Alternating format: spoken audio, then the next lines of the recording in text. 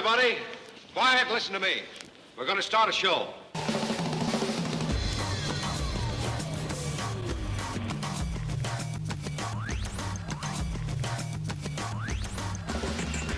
You're listening to the Ink and Paint Club podcast, your weekly animation discussion show.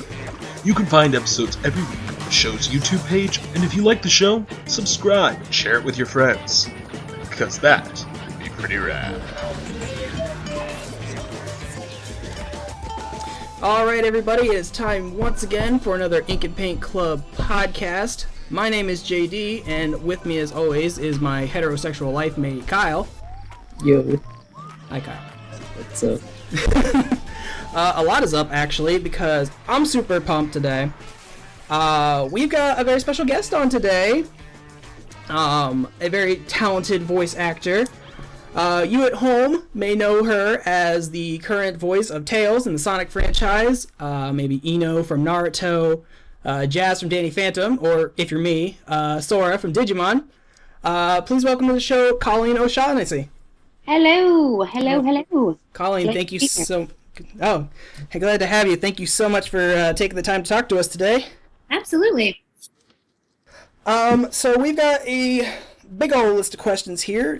Just wanted to talk to you about, your career as a voice actor and all that good stuff. It's a good mix of stuff we came up with and stuff we asked our listeners for. So, listeners, I'm sorry I forgot to write your names down, but you'll know if your question was asked. So, Colin, I guess just to get started here, I guess the very basic question, what made you want to become a voice actor? Like, was there anything that particularly inspired you to kind of pursue this career?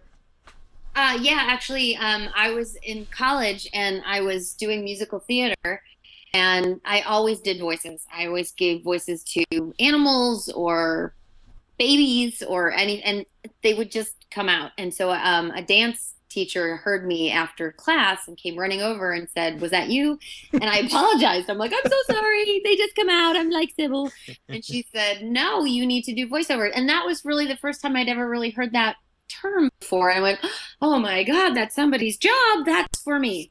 And so I started, I tried to figure out, where to go and what to do. And the thing to do was to come to LA, and that's what I did. And now it's what I do. That's awesome. Yeah. Sorry. So I guess continue on that. What was your first role in the industry? My very first role was Skipper on a Reporter Barbie book. Wow. I know. Remember those books where you push the button and they say the same thing Oh, over and God, I do remember those. It's fun to be a reporter. That was my big line. That's amazing. Yeah. Oh. I didn't have to go and do it. They just used my audition and just stuck it in the book. Well, I guess that saves some time, I guess. Yeah. And I magically got paid. It was awesome. It's always good. Yeah. One of our listeners wanted to know, what is your, process for, when you're given a character? How do you get into that role? Well, I take what they give me as far as age range and characteristics, and hopefully they gave me a picture. That always helps me kind of get an idea of what, and like I said, I always did it when I was a kid. I'd look at something and in my head, I had a whole conversation with what they were actually saying or thinking or doing. So that's I kind of kept that process from when I was a kid. That's what I do. I look at it and this is what I think it sounds like. So, yeah. And then the script also, gives you lots of clues, and you kind of go by the characteristics that you give for the character, and then also whatever is in the dialogue. And I just come up with what I feel like, their intentions are. You go back to your acting basics and where did you come from? Where are you going? Who are you talking to? All those things. That's interesting. Yeah. And another one of our listeners, kind of carrying on that same vein, who would you say has been the trickiest character for you to get into, if there has been one? I think the hardest one was probably I had to be the Soviet V4 launcher on this video game, and she was like this burly um, I typically don't do. I'm usually up here. And they were like, deeper, gruffer, meaner, tougher. And I'm like, did you guys, I mean, in my head, I'm thinking, did they call the right person? I don't know what, it was crazy. And so I had to do this crazy, thick Russian accent. And so every time before I said a line, like it kept slipping into Irish. It was really, really. So I was like, in my head, before I said every line, I would hear the lady from Rocky and Bullwinkle. Oh, yeah. Boris and Natasha. And then I'm like, okay, let's go. That was my big method. Get myself into my Russian accent. That is hilarious. I'll have to look that up. I'm like, oh my God, they're gonna find out I don't really do this. That lady's like 98 years old and she's still voice acting today. I know, she's amazing. Oh jeez, I'd love her. Inspiration for the Soviet Vivant lunch. It was afterwards, they're like, your Russian accent is so authentic. Where did you study? And I was like, oh, the Rocky and Bullwinkle School of Voiceover and dialect. I had lots of extensive training. Oh, that's amazing. I love that. So I was looking over your filmography because I know like I've heard you in a lot of cartoons, but a lot of it was kind of surprising me for stuff I didn't know. And like I've noticed that you have a pretty good mix of like Western animation and anime. Yeah. And I didn't know if you found if you had a preference over one or the other, or if you like found one more difficult to do. I prefer original animation. It's my love. It's my passion. Mm-hmm. It's, I mean, not that I don't love anime. Also, I've really come to, have a strong feeling for anime as much as the other. But for me, there's so much more freedom, mm-hmm. in my opinion, for original animation, because you do the recording first. You're not restricted. Right. As much as an anime. It's the anime that's already done, and you have to, fit your lines within the flaps. And so that is definitely more challenging for sure, because you have to get everything across, all of your emotion and everything that the character's going through. And usually in anime, it's a little more heightened. There's lots of stuff going on, but you have to fit it into these flaps. And then you're also sometimes dealing with, Japanese translating into English is not always the best. Yeah. And sometimes it's overwritten, sometimes it's way underwritten, so it makes it, so that to me is a lot harder. And then with original animation, you can add ums and pauses and speech impediments and things that you have a lot more freedom to have your own pacing. Mm-hmm. Whereas not a lot of pace options when it's already finished. But I really do enjoy anime. I do. It's I'm a lot better at it now than I used to be. In the very beginning, I was like, oh my God, what am I doing? So. Well, speaking of anime, when I was writing down these questions, I was trying to think of like what are, at least for me personally, what are like the roles that when I think of Colleen O'Shaughnessey, like who do I go to? Yeah. And obviously the first one that is near and dear to my heart. Shut up, Kyle. It is your role as Sora on Digimon. I grew up watching Digimon on Fox Kids, and that's actually probably the first time I heard you do a character. And even today, I don't know what it is exactly, but Digimon has stuck with me. I've got figures all over this house of stuff. So I guess I'm kind of curious, like, how did you fall in with that? It was, I was working on the Kids from Room 402, which was also a Fox mm-hmm. Kids show. And they were producing both shows, and I came in and auditioned, like with any other part that you get. You have to do the audition. And I had never, I'd never dubbed anything before. I'd never really experienced much in the way of anime at all. And so it was definitely a first for me. I had no idea what I was doing. But that's how I got the part, as I auditioned for it, and they picked me. And then it was a lot of on-the-job training, because I was like, I had to go in there and be like, oh yeah, I know what all those things in the script mean. I know what it means when there's a dash or dot, dot, dot, or a carrot thing. Like, I know it all. Of course I do. I'm sorry, could you tell me what that means? Because I really did not know anything about anything, so it was really, those sessions, though they were very short, 2 hours and under, were like so stressful. I would get home exhausted because my brain was working overtime trying to figure out what I was doing.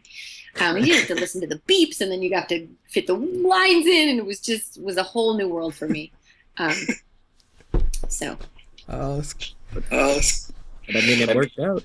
It did. It worked out great, and honestly, it's it's a skill that I have certainly mastered, and it's not easy. But those first few sessions of Digimon were really, really stressful for me. But I mean, Sora was such a great character, and she was so much fun to play, and I really didn't understand that whole world, and I certainly got a better understanding as it progressed. Well, I certainly seems so, because I was going through, and you've actually been like coming back to this series a couple times. I know. I told Studiopolis, I'm like, you guys can't do a Digimon series without me.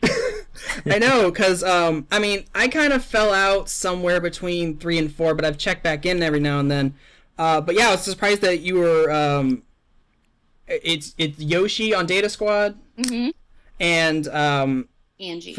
Angie, thank you, on Fusion. I keep on calling it Cross Wars for some reason. That's the Japanese title. I'm sorry. But like, what do you think keeps bringing you back to this series after so many years? Well, they asked me to, so I said yes. That was one way. I don't know what it is about me and Digimon. I think we just something about that world and I fit somehow. Like, I mean, I feel like all 3 characters are very different. Angie especially was very much a departure from the other 2. She was, she went into that world very unwillingly and did everything she could to get out. But then, of course, when she was out, she wanted to go back. That's how we are. But yeah, I don't know what it is about it. They just kept popping up, and I was, fortunately invited to participate, which has been great. Well, I know, at least personally, I'm happy that you keep returning to a series that is so near and dear to my heart.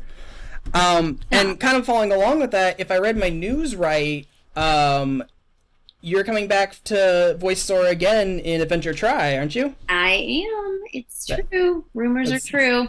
That's so exciting. Yeah, I keep seeing news about like, oh, we're finally doing the English dub. Because we actually did a review for the last 2 movies that came out for our channel here, and it's been really awesome seeing like how many people from the old show are actually coming back. Yeah. I know it's not everybody, but a good amount of people are coming back, and I'm sure a lot of us Digimon fans are really kind of excited about that. Yeah, me too. It's funny because I was asked about it a while ago. I was doing a convention in New Zealand. Oh wow. And which was awesome. I highly recommend it. And somebody came to my table and asked me about it, and I didn't know. I had no idea what they were talking about. And I'm like, they're, are you going to do it? I'm like, if they asked me to. And then when I got back, I asked around, and nobody here had heard of it yet either. And so, then they called me, and it was actually happening. And I said, sure, absolutely. I would love to be Sora again. I'm really looking forward to whenever that comes out, because it'll be great to hear the old gang back in English. One last Digimon question, and I apologize. It's probably a super creepy question. Something that Kyle knows exactly what this is. Yeah, that's a great way to start a question. Shut up, Kyle. Okay, so something that has stuck in my craw since I was a child is that, like, when the second season wrapped up, there's that whole epilogue where it, like, did the time jump and everyone was adults. And the end, like, Sora ended up with Matt, and it's something has always bothered me, even to this day. So I'm like, as the voice of Sora, I'm curious, how do you feel about that? I was really surprised. I think, as was everybody. It was all signs were pointing to she was going to be with Ty, and then she had Matt, and everyone was like, "What?" I don't know why, and of course, I'm the last to know anything. So, but yeah, I was very surprised. It's very. I mean, I don't know what else to say about it. There's nothing. They give me to read. I have to read what they give me. So exactly. I can't change it. But yeah, I was super surprised. Well, if it means anything to anybody, I feel a little bit validated now. So moving on to probably the next show that at least I saw that you had like a regular occurring thing, and another show that both to me and my fiance mean a lot. When you voiced Jazz on Danny Phantom. One of my favorites. Oh, I loved that show, and that was one that's the other thing that I didn't say about doing original animation. Most of the time, you're there with the whole cast, and man, that Danny Phantom cast was just amazing. It's just we had so much fun in that booth. It was ridiculous. Like, people shouldn't be allowed to have that much fun. They were working. It was just a blast. We had so much fun. Oh, I mean, it definitely shows in the show. Yeah. Shows in the show. Sorry. Just a quick thing.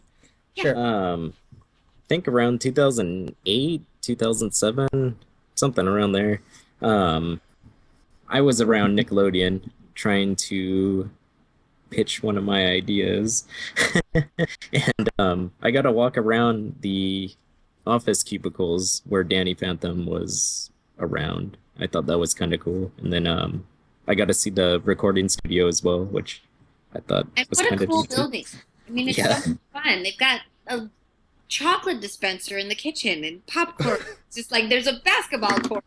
The colors are bright, and it's just a great place to work. Oh man, I'm so jealous. I've only ever seen that building from the outside. Yeah. Only special people get to go in. I'm not special. Someday. You're from Ohio. So I guess in the Danny Phantom section here, so I was really big into Butch Hartman's whole style of show and his art style, and actually is part of the reason that I kind of took being an artist more seriously. I probably have a lot of old Danny Phantom fan art somewhere in a box. But I'm curious, like, did you ever, like, how was your relationship with Butch? Like, how often did you guys, just like, like, what was it like working with him? He was great. I mean, he's such a wonderful human being on top of his ridiculous amounts of talent. He's just such a great guy. And he's from Michigan too. So we had like a whole little Michigan conglomerate going on because Rob Paulson is from there too. Oh yeah, that's right. Yeah, bunch of Michiganders. He's so funny and so clever and so smart and just so talented. It was it was an honor to work with him. Really, it was great. I mean, having him at the helm could not have been better. It was awesome. It is awesome. Yeah, super lucky. And you said earlier that like with the more original animation that you can kind of shape the character a little more. How much would you say you had like influence over like how Jazz developed as a character? It's so collaborative, everything that we do. I think I don't think any one person is the shaper. With Butch's guidance and what his vision of her was and what I brought to it, from my original audition and my thoughts about it, it just sort of evolved kind of organically. It just sort of happened. I don't know that I, certainly didn't change anything that he wanted, I mean, obviously, whatever I did was what he heard in his head of what she, sounded like. And then, you read the scripts and you have the direction and you just kind of it all just magically works together. That's really awesome. Yeah. And one of our listeners wanted to know, did you have a particular favorite episode of Danny Phantom? Somebody just asked me that on Twitter the other day. Oh. They were all so good. I mean, I did love my Brother's Keeper, I think it was called. Yeah. That was a good one. One of my favorite characters was the Box Ghost. It was just, "I'm the Box Ghost." I mean, it just was so ridiculous. That's all he said. And you get Rob back in there. I mean, he was so funny. It was just ridiculous. But I liked when I kind of found out his secret too, because that was, then it puts me more in the know and in the group and closer.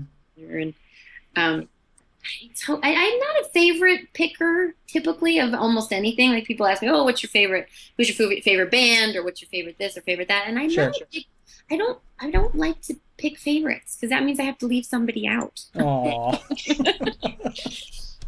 That's so sweet. But I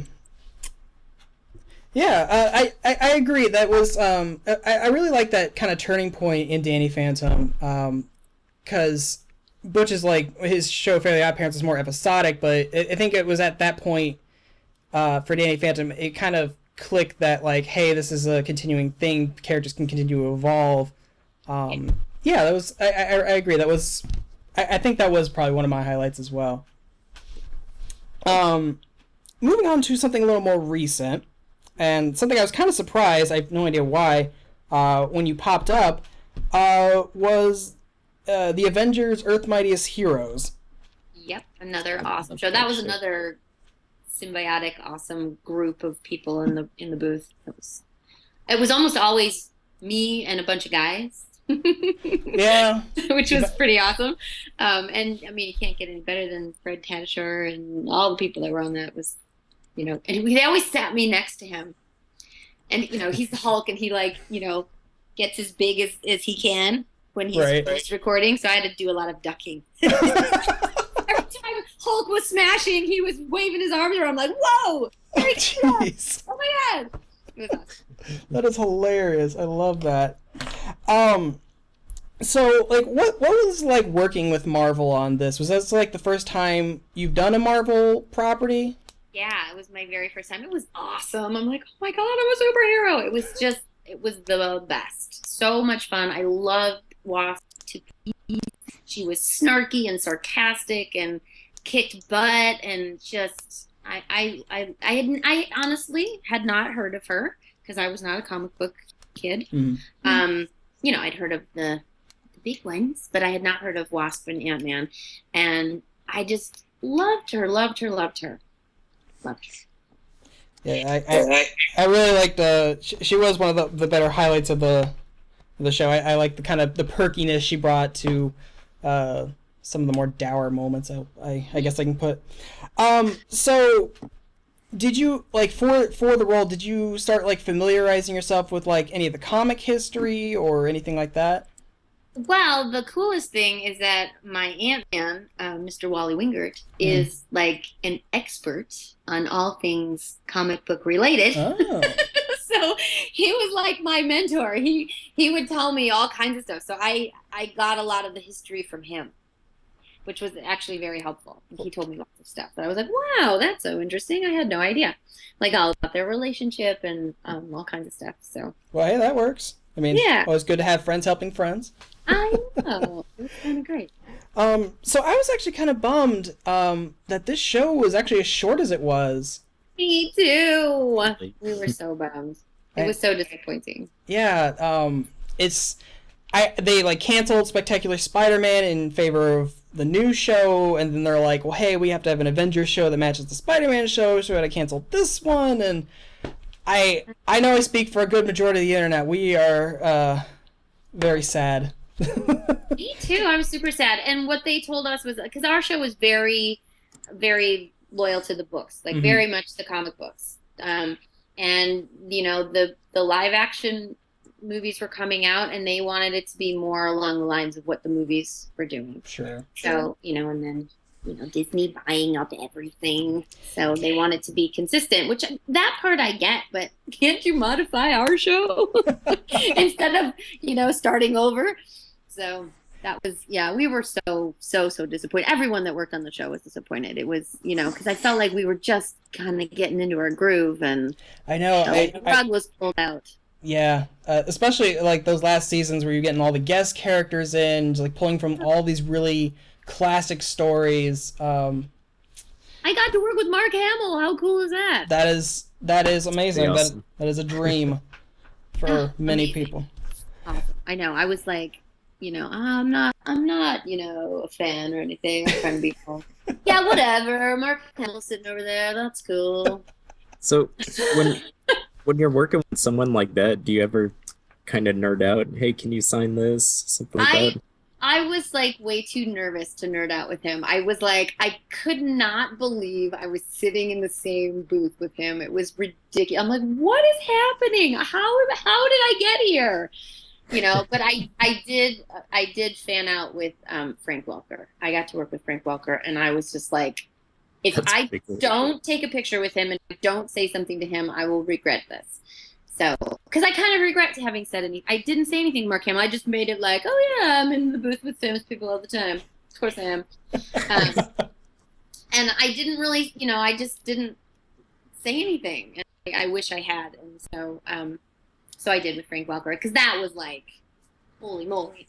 I got to do a Scooby-Doo thing, and it was amazing. He's a pretty big legend as well, as far as voice actors go. Huge. And I had no idea when I was walking into the Lego session for the Lego Scooby-Doo thing, and I had no idea what I was doing, because they put like Lego SD something when they sent me the email that I booked the job. Mm-hmm. And so I'm thinking, like, I thought it was like a video game because I saw SD and I dyslexified it into DS. I'm thinking, it's like a DS game or something. I don't know. And I'm like, wait, what's Frank Welker doing here? Oh my God, I'm on SD, Scooby-Doo. Oh my God. How retarded am I? But, hey man, they got to be a little more clear. They need to spell it out literally for me. Oh. I love that he does just about any animal voice in any cartoon ever. The most amazing thing to me too was that I didn't remember that he was Freddy, and he's Freddy and Scooby. I'm like, oh my God! He's been doing Fred forever, and he still sounds exactly like Fred from forever ago. I know. It's crazy. Yeah. I'm surprised that he, like, even after all this time, he doesn't miss a beat. No, it was, and then he was like, of course, a couple of monster things, and they just kept throwing stuff at him. It was awesome. It was so fun. Oh. So sorry, I got off the Oh no, it is quite all right. I'm always down to talk about Frank Welker. It's a theme for our show to get really off topic. Oh, it good, happens good. Literally all the time. We don't get anything done around here. But cycling back around to your role as Wasp, I was kind of surprised to see that you've kind of been continuing that role over a couple different things over the last couple years. Like, is it like fun for you to like kind of keep coming back to that character? So fun. I love her. She's great, and I mean, what could be better than being a superhero? It's been great, because sometimes, that doesn't happen, especially since they canceled our show and new things are happening in the Marvel world that none of us know about. Who knows? And then since they changed so much of, who she was and where she was coming from in the movie, then I was like, who knows what's going to happen next? So yeah, so any opportunity I get to play Wasp, I will take it. Well, I know right now I'm going to be start campaigning for a cameo for you in the next Ant-Man movie, because Yeah, that'd be awesome. Please do. Come on, Marvel, get on that. Yeah, Marvel, Jeez. come on. So I know you don't like to pick favorites, but one of the fans wanted me to ask this. Do you have like a favorite production you've worked on, something that was like the most fun to work on? And I know it's a loaded question. It is, because like my favorite things to work on are, like I said, are the cast records. Mhm. And I know I said like Danny Phantom's cast was so much fun. And I think probably the Danny Phantom cast records, Avengers and Sonic have been my absolute favorites. Mhm. Group record because just everyone is ridiculously talented and hilarious, and the scripts for Sonic, like I laugh out loud when I'm reading them, so then we get in the booth and it's just ridiculous. It's ridiculous laugh fest. So Yeah, I was really kind of surprised at like how good the Sonic Boom cartoon is when, you know, the game that was with it wasn't, you know, in high quality. I know But... it was. I didn't play it, but I heard lots of complaints. Yeah, but you know, it happens. Not everything can be a gold hit, right? But kind of speaking of Sonic, you've kind of been with Sonic for a while, because you've voiced Charmy for like the longest time. But Yeah. I think recently, in the last couple of years, they cast you as Tails. Like how did you kind of like transition from like, oh, I'm gonna be like this kind of lower tier Sonic tier to like, okay, I'm gonna be like the sidekick now? You know, I knew what I knew of it from doing the Charmy thing, and then as far as I knew when we were auditioning for it, it was like a whole new ball game. So Mhm. I really didn't know what I was in for, and I'm so pleasantly surprised at where it ended up, because it has been amazing. I really had no idea. I didn't know anything of anything, which is sometimes better. Then you're not disappointed, and then you're pleasantly surprised. So Exactly. yeah, I mean, it wasn't, every job that I do is a little bit different, so I don't really have to change the way I approach something for one thing or the other thing. It's like, I'm going in to do this character. Okay. Yeah. Oh, it's that character. Then we're going to do something different. I hope that answered your question. I don't know. Oh, more than answered. Right. So another one of our listeners wanted to know, is there any kind of like dream production that you'd want to work on, like any show that's airing now, or like anything that you like would love to be a part of? That is a great question. I would love to have a more significant role in a feature. That would be awesome. Mm-hmm. But I think I'd have to turn into more of a celebrity to make that happen, which makes me sad. But what would be amazing is if I could do something along those lines and have a something where I get to sing, like a Little Mermaid-ish type something. That has always been my dream, to do something like that where I get to sing and do my thing at the same time. All right, we're gonna start campaigning against Disney. It's like, hey Disney, give Colleen her own movie. I want my own show. Well, you're more than deserving of that, and I would love to hear a Colleen musical. Somebody write it quick. So got a couple more here.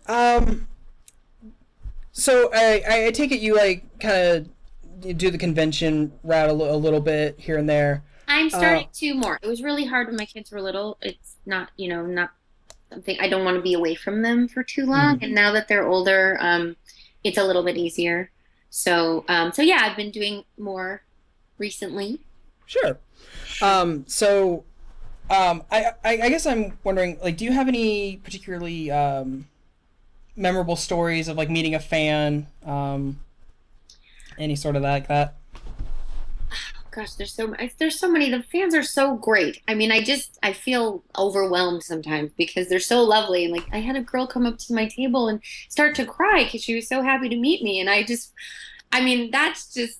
so touching. And I had to bring her in and give her a hug because I was like, don't cry. Aww. That's so darn sweet, but it's just me. I'm just a person. I had a kid come up to the table and, well, I say kid, but he was probably 18. Sure. But it was so sweet because he looked at all of my pictures of, Jazz and Sora and all the different things that I had on the table. And he he grabbed his chest. And he went, "Oh, you got me in my childhood."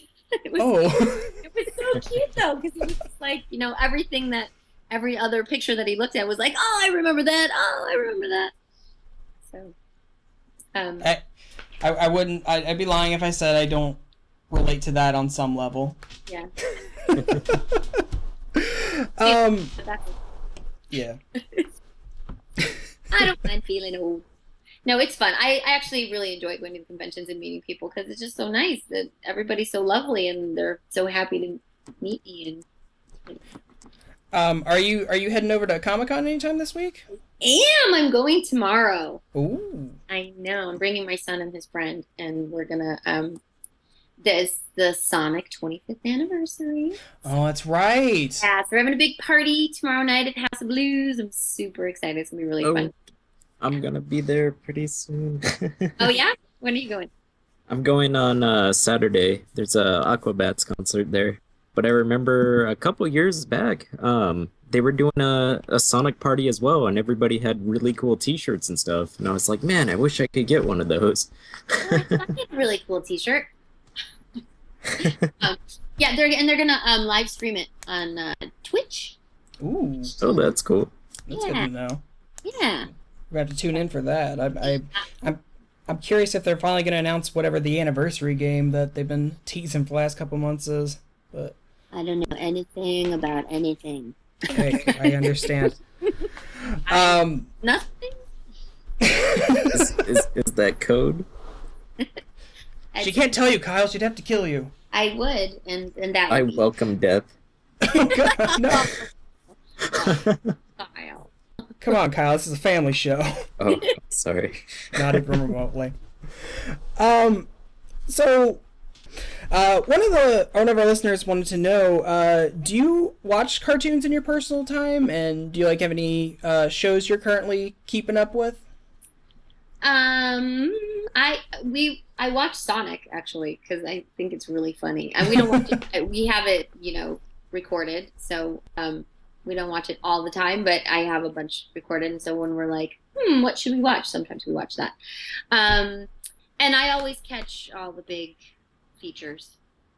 I don't know why. I still love them, and my kids will still sit through them with me. my daughter's only 12, so she still likes to go. But other than that, I don't really watch cartoons anymore because my kids don't really watch cartoons anymore. It happens. No, I'm sure they'll get back to it. If they're anything like us, you'll rediscover it in your 20s when you're feeling nostalgic for your childhood. Exactly. And I guess I only have one last question here. And I guess it's another kind of general question here. There's a lot of people who are wanting to, make their way into the voice acting career field. Sure. So would you have any kind of words of inspiration or advice to anyone that's looking to get into that field? I would say think in terms of character instead of funny voices. Right. I get that a lot. People tell me I've got a really funny voice. Think more in terms of characters, well-rounded characters.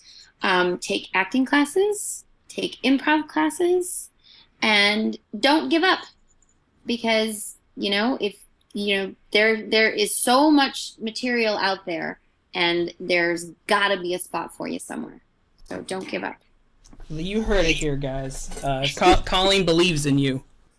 You can do the thing. I do. All right. Well, that's all the questions I have. Kyle, do you have anything you wanted to ask Colleen?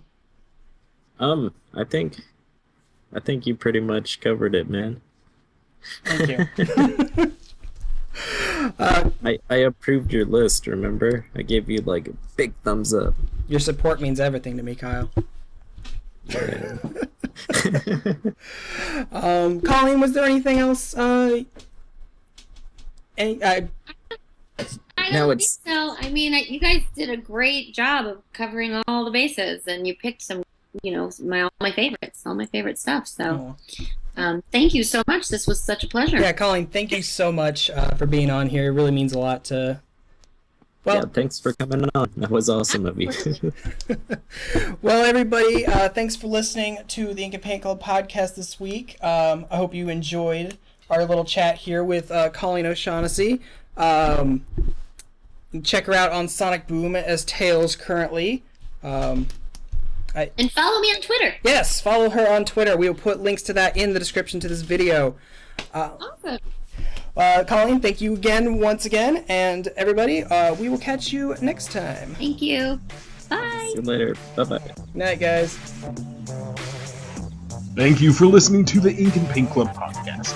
If you like this episode, remember to share it. Leave a comment, write a review, tell your mom, all of that good stuff. Also, be sure to follow the show on Facebook where we post animation news and discussion topics daily. Thanks again, and we will see you in the next episode.